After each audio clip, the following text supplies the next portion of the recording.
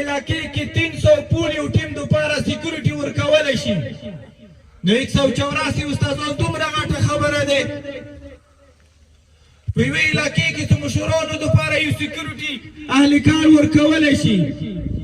نو دا د حکومت دپاره دومره غټه خبره دی چې هغه استاد ته سیکورټي نشي ورکولی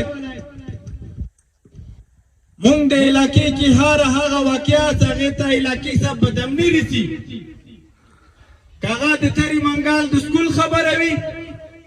که هغه د پیواړو د کېدو خبره وي هره هغه خبره چې هغه د کورمي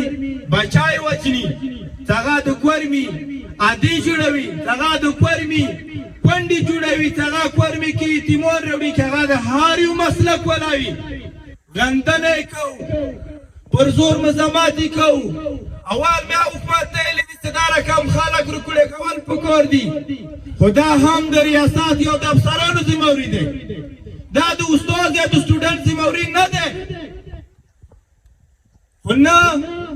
ایمو تعلیم اثر ایمو په افسرانو نه کوي ایمو په مشرانو نه کوي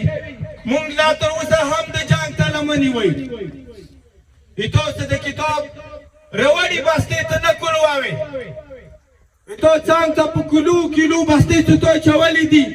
او په دغه سکول کې ته نشي کولوولای د استاد د کمی واجب نه نو ته مو ته وایي د سکول بندول پکور دي که کولوول مونږ نن قومي سطح باندې به انشاءالله خبره کوو د سنټرل کورمپو بیس د لوور کورمپو بیس د اپر کورمپو بیس د ټولې کورمې د ټولې پښتونخوا په بیس په دا خبره کوو چې په علاقې کې یو بچی هم بې تعلیمه راکټه کېږي دا د معاشرې دپاره هم نقصاني دی دا د ریاست دپاره هم نقصاني دی او دا د والدین دپاره هم نقصاني دی د کورمې یو افسر یو بچه په یوه هفته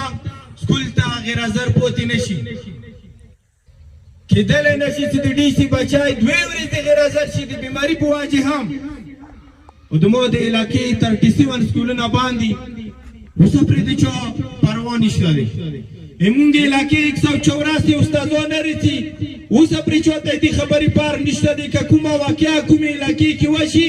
دا د حکومت ذمهوار دي چې هغې واقع نه داسې اکشن واخلي چې بیا چوک استاد ته خړې سترګې ونه غړوي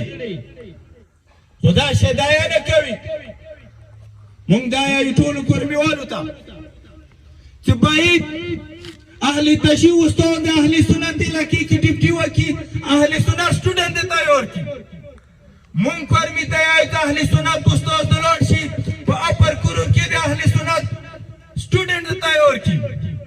مونږ غواړو چې اهل سنت ډاکټر د سادې والا لاړ شي د پړشینار هسپتال کې د ډیپټي وکړي او د پړشینار ډاکټر د راشي د سادې هسپتال کې د ډیپټي وکړي دغه سره په علاقې کې به په خلکو کې به جوړ رسي خو که بیا